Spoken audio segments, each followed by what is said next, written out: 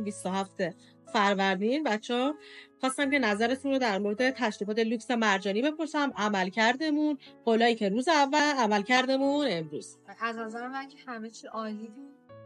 من رنگ گلا رو سپردم به شما، ولی وقتی اومدم واقعا دیدم گلا خیلی خوش رنگه.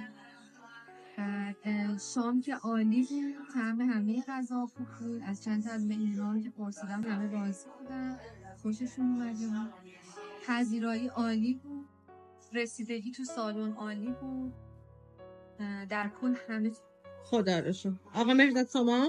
ممنون ازتون، خیلی زحمت کشیدید کل بچه‌ها و واقعا دستتون درد نکنه، همه چی عالی.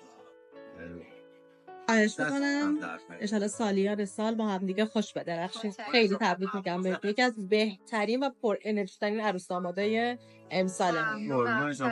بقیه‌شون هم ان شاء الله همینجوری پر انرژی باشن. انشالله. شبتون بخیر.